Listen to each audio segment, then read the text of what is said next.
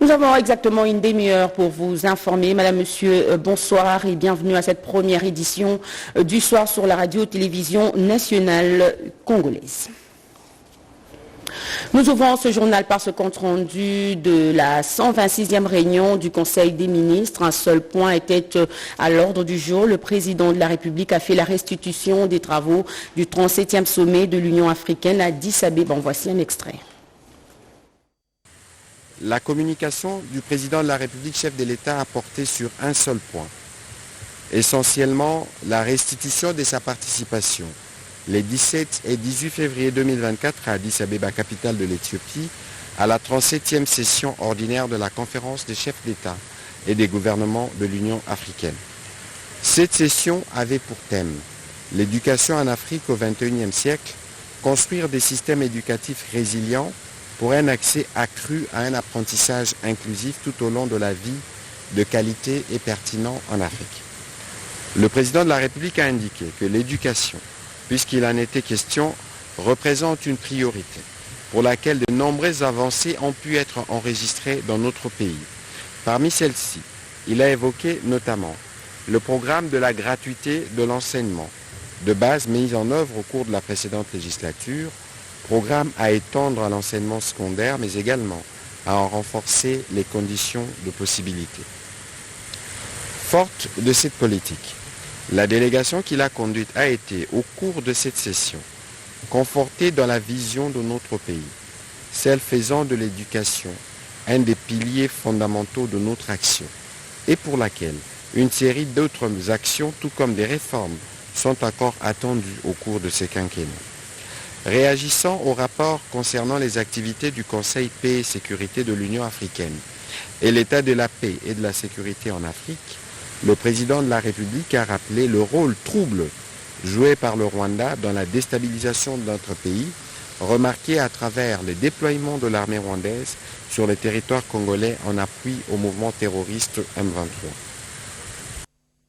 Les structures membres du Conseil national de la jeunesse ont salué la solidarité dont a fait montre la jeunesse africaine lors du 37e sommet de l'Union africaine tenu à Addis Abeba. Nous sommes en Éthiopie pour dénoncer le silence de la communauté internationale face à l'agression rwandaise. Après l'action patriotique de dénonciation de la jeunesse congolaise à Addis Abeba, les jeunes des différentes structures du Conseil national de la jeunesse ont pris l'initiative d'aller féliciter l'ambassadeur William Mukambila, président du Conseil national de la jeunesse, pour cette action patriotique dénonçant le silence de la communauté internationale quant à l'agression rwandaise à l'est de la République démocratique du Congo lors du 37e sommet de l'Union africaine. C'est cet acte de bravo que nous sommes venus féliciter et aussi le remercier au nom de la jeunesse. Étant jeunes, nous avons encore de l'énergie pour changer les choses, pour dénoncer ce qui se passe dans notre pays et nous avons foi que cela va changer si nous restons unis. Pour ces jeunes, il est important de reconnaître la bonne action d'une personne pour les pousser à en faire plus.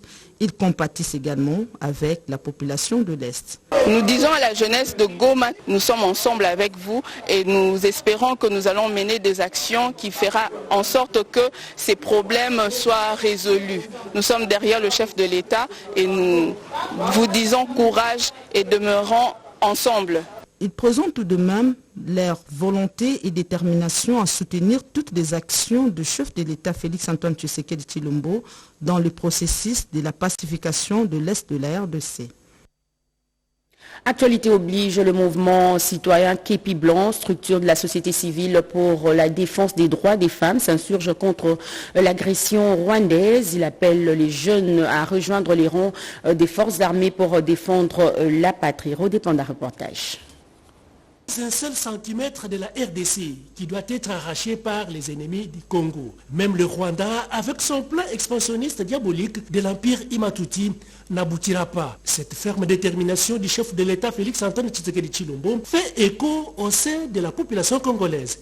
Et les filles et fils patriotes adhèrent à cette décision et à l'appel à la mobilisation collective du président de la République pour défendre la patrie. Le mouvement citoyen Képi Blanc, une structure engagée dans la défense des droits des femmes, vient emboîter les pas et s'approprie ces mots d'ordre du garant de la nation, commandant suprême des armées, tout en condamnant cette agression rwandaise d'occupation et de pillage des richesses de la RDC. Très déterminé comme leur chef, l'ennemi agresseur trouvera le mouvement Képi Blanc sur son chemin. Par ailleurs, toutes les représentations du mouvement citoyen Képi Blanc à travers les 26 provinces lancent cet appel de se mobiliser derrière le président de la République et les forces armées pour mettre fin à ces massacres des millions de Congolais. Ces défenseurs de droits sont prêts à mobiliser 3000 jeunes déjà en préparation et qui n'attendent que rejoindre les rangs des troupes en vue de combattre aux côtés des soldats loyalistes au front. Le Congo n'est pas à vendre, le Rwanda et la communauté internationale doivent arrêter leur velléité hégémonique. C'est une mise en garde qui doit être entendue. Attention toujours aux aguets.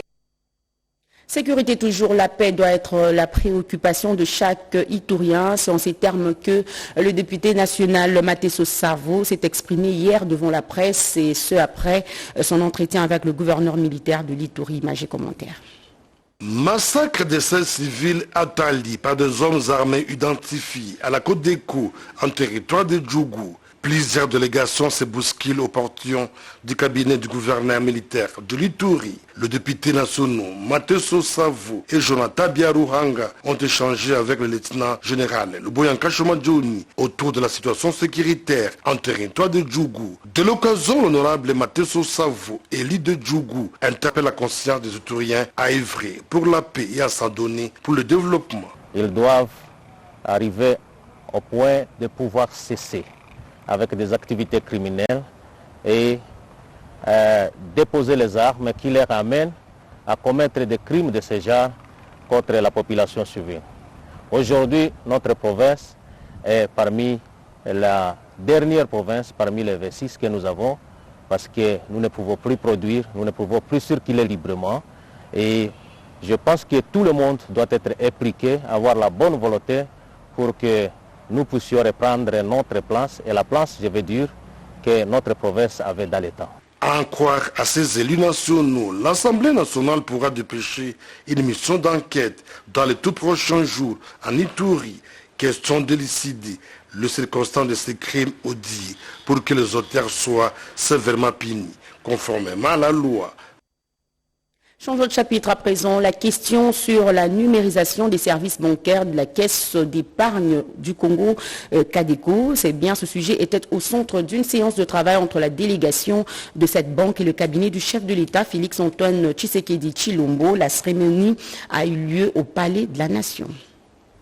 Banque nationale de référence, la Caisse générale d'épargne du Congo, Cadeco, est en phase de renouvellement et de modernisation. Dans son plan de relance, cette entreprise financière en processus de numérisation a lancé une carte au standard international juste après l'installation des logiciels de contrôle de gestion Smart Régie et Smart Cube.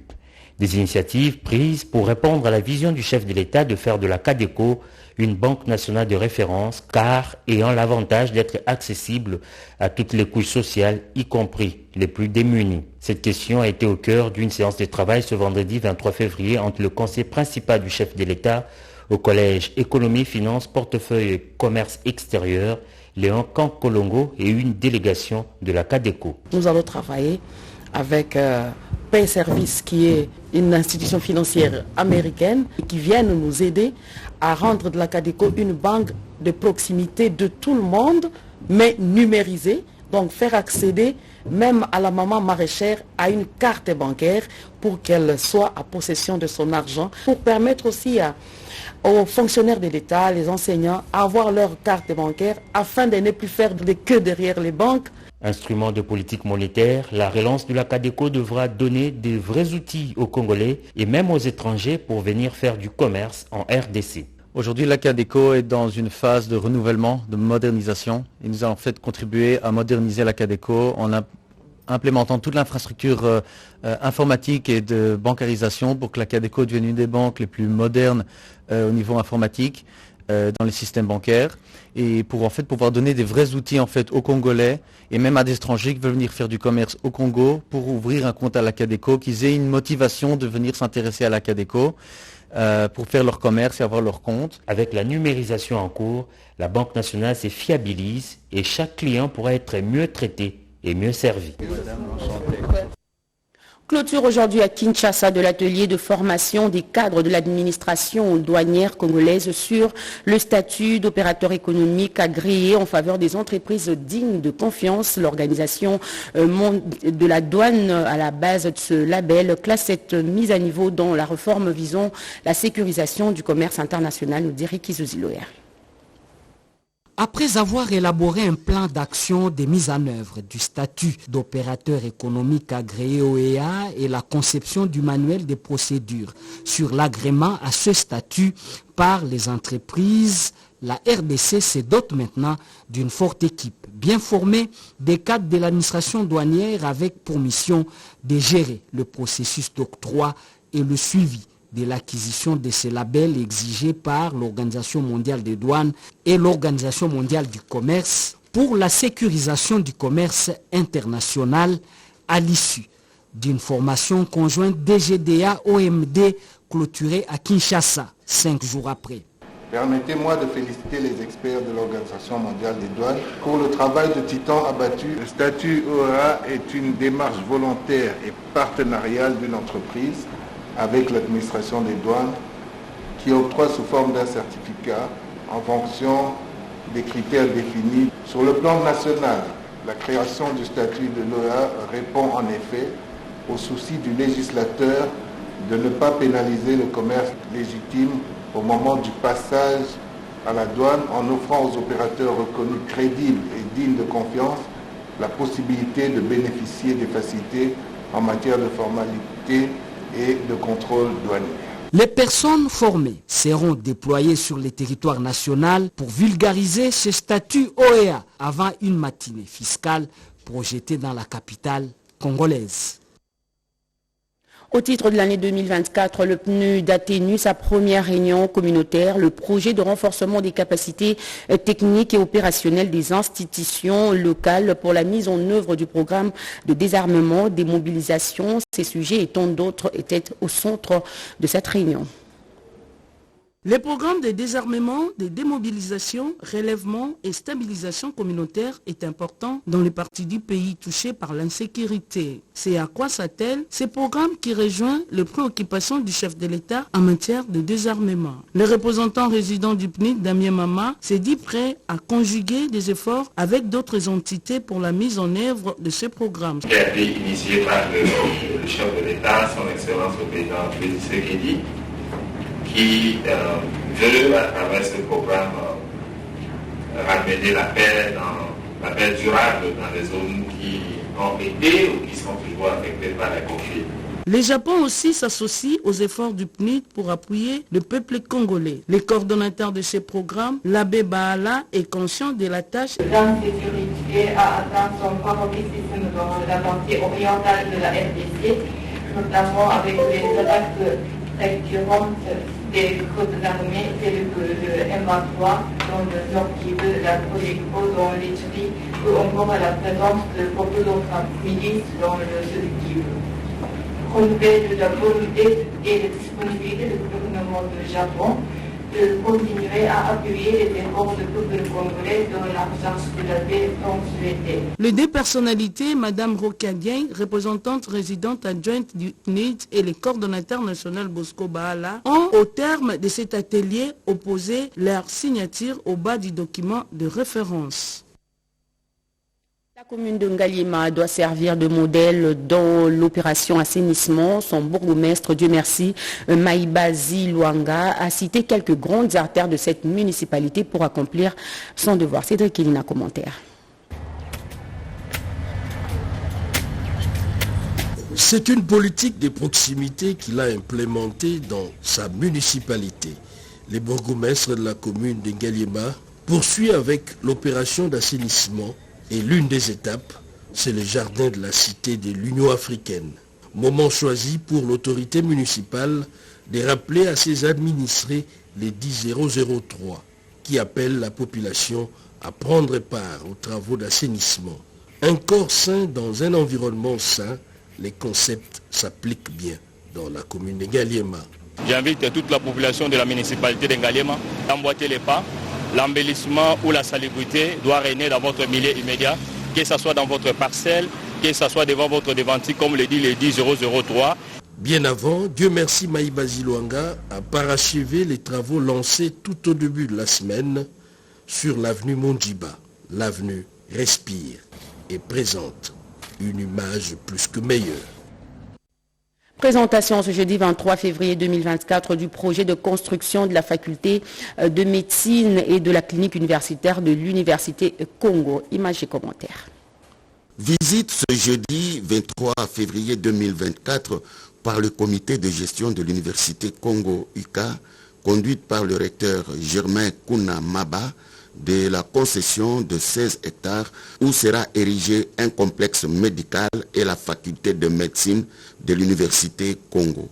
Pour maintenir sa place dans l'échiquier national et international, l'Université Congo a l'ambition de créer un site spécial pour les complexes médicaux.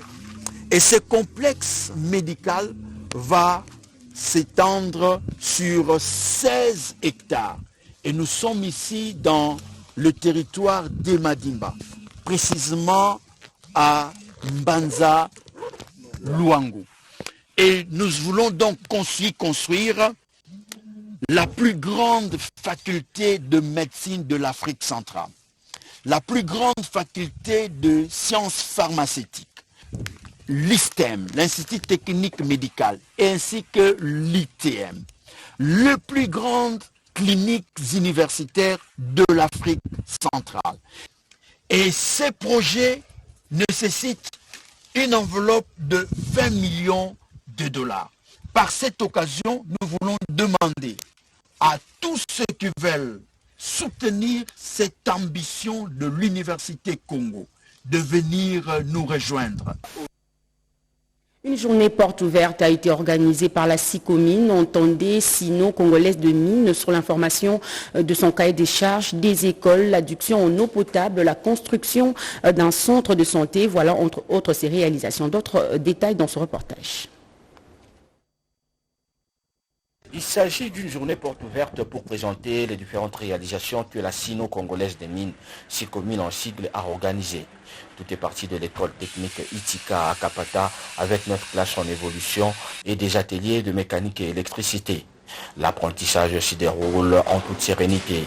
Aussi, la réhabilitation de l'école Kabulungu avec une dotation en banc estimée à 280. Ceci constitue un immense plaisir pour les encadreurs.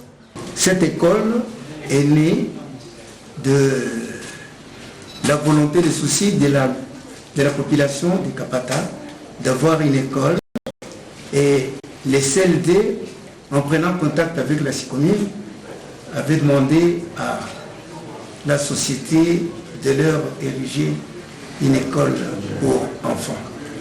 À l'école primaire, la SICOMINE a doté plusieurs choses, comme à l'école secondaire. Comme nous utilisons les mêmes bâtiments, tous deux nous sommes bénéficiaires du projet de la SICOMINE. Outre les écoles, la SICOMINE a pris soin des bureaux administratifs de la contrée. C'est notamment le bureau du quartier Kapata ainsi que celui de la police du même quartier en y dotant des équipements modernes. Longtemps un calvaire pour la population environnante, l'eau potable va de nouveau couler au robinet dans la cité Kapata. Cela se justifie par la construction d'un château d'eau de 163 mètres cubes et la réhabilitation de celui d'environ 150 mètres cubes. Mais aussi l'amélioration de l'accès à l'eau potable dans le secteur Huilou, à savoir la construction des 18 puits au village Moutaka, Mapendo, Biwaya et Yenge. Sans oublier le centre de santé Moutaka en pleine construction.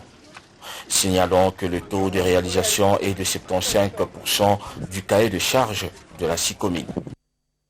Direction Kasaï orientale, plus précisément à Mbujimaï, où le gouverneur ad intérim a visité les installations de la RTNC, direction provinciale de Mbujimaï. La suite dans ce reportage.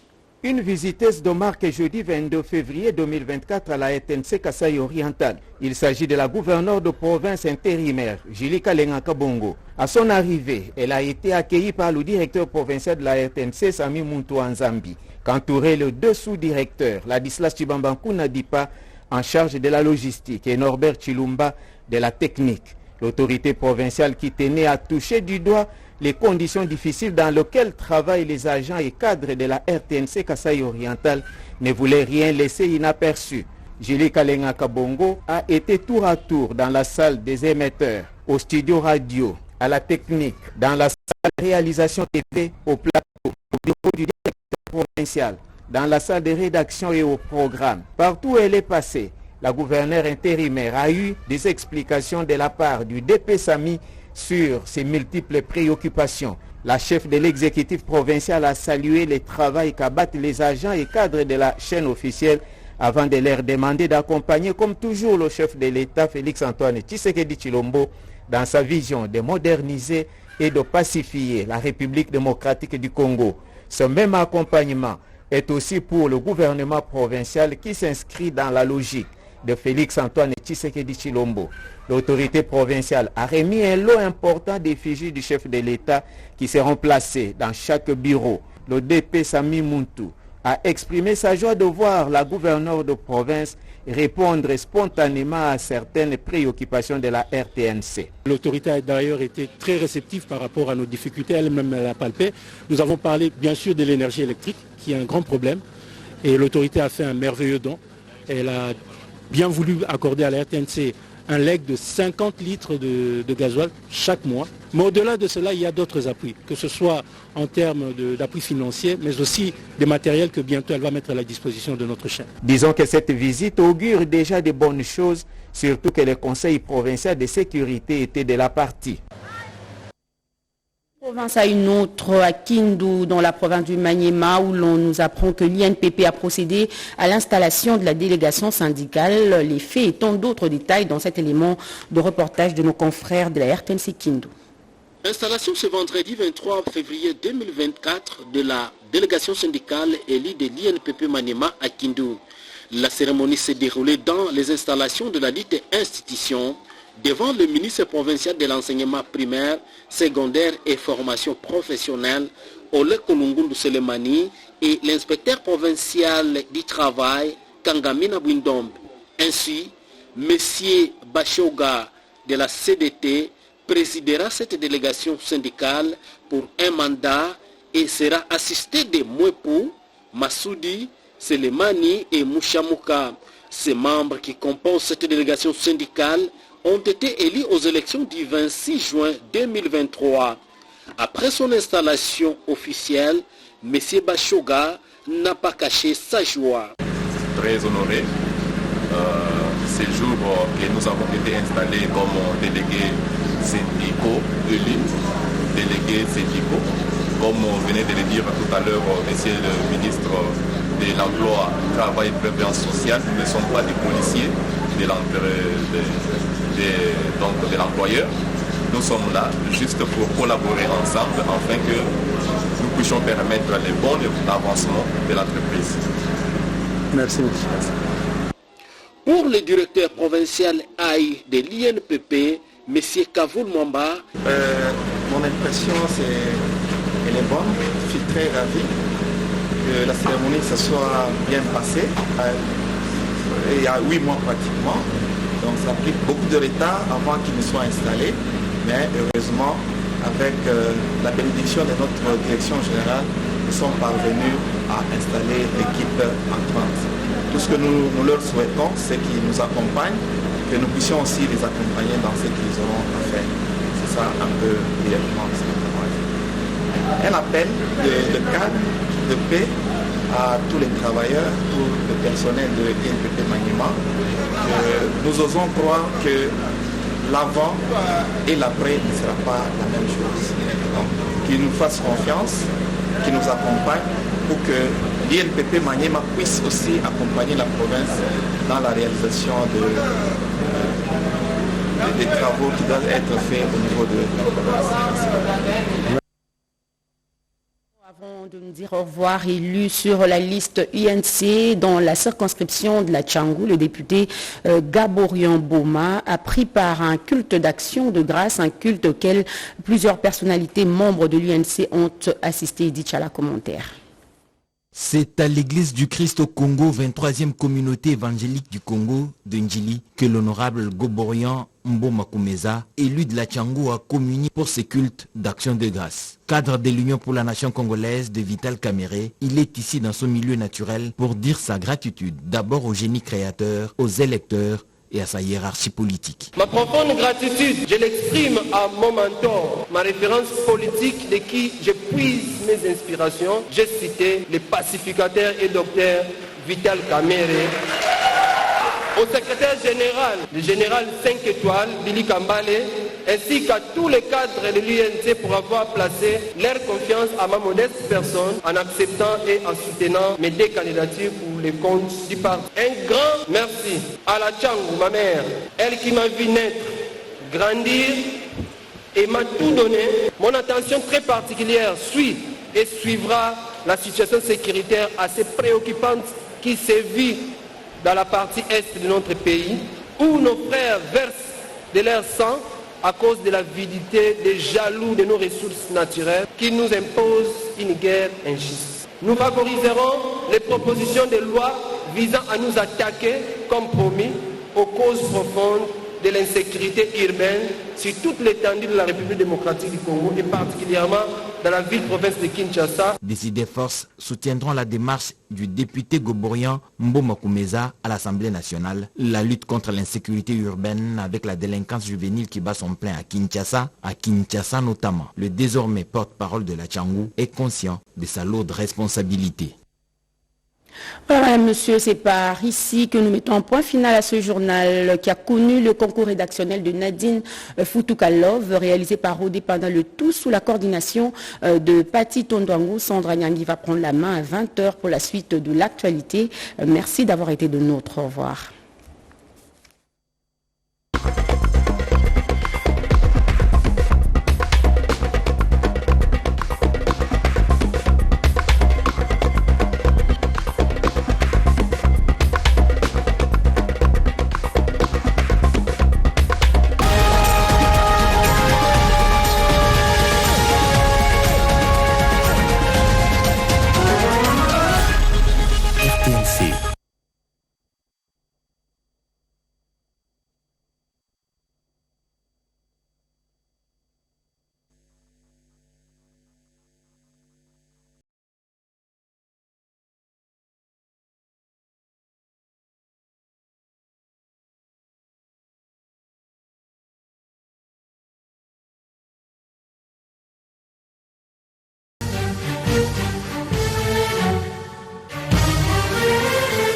Bon nombre de propriétés ou immeubles de l'État changent de propriétaire au mépris de la loi en matière d'acquisition ou de désaffectation des biens de l'État. Cette pratique décriée continue de faire des victimes, dont la plupart sont en procès avec l'État pour des maisons ou terrains acquis d'une manière illégale. Cette action de déposséder par fraude d'un bien immobilier s'appelle spoliation immobilière.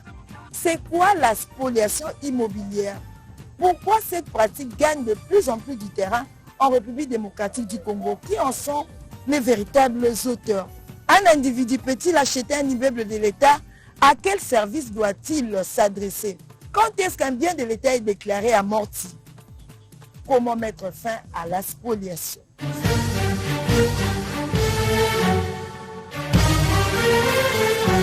La spoliation immobilière, c'est l'occupation illégale de biens, d'un bien approprié à l'État.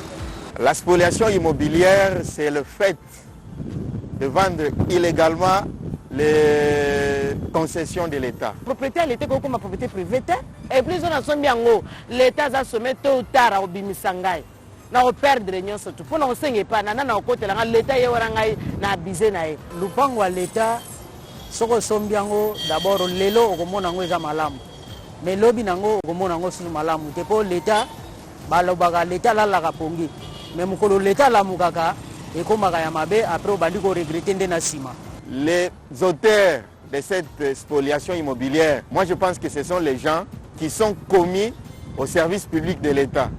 Parce qu'il n'y a qu'eux qui savent des biens appartenant à l'État et ce sont eux qui se livrent à ce genre de pratiques de vendre illégalement les biens de l'État. Pour vendre un terrain qui est approprié à l'État, ce terrain-là doit d'abord passer par la désaffectation. C'est-à-dire le ministère de l'Urbanisme et le ministère des Affaires foncières doivent se mettre en connivence pour désaffecter ce qui est de biens publics de l'État et les ramener à un bien privé de l'État. En tout cas, bato basomba bandako ya l'État wana ezaka bato bazana ba grade. Ponga na otoko somba ndako ya l'État te. Soko talu le plupart au mona ka bato basomba ngo autorité kingandi nanana kingandi. Donc ngano lokwa to sana Jebu Salim Mari mato somba ngo ezate. Complice pe na bato basala ba mikanda wana ba géomètre pour bango ne bato baza mieux placé ya koyiba makambo bandako na l'État. Tango okenda talibo non, ça va passer.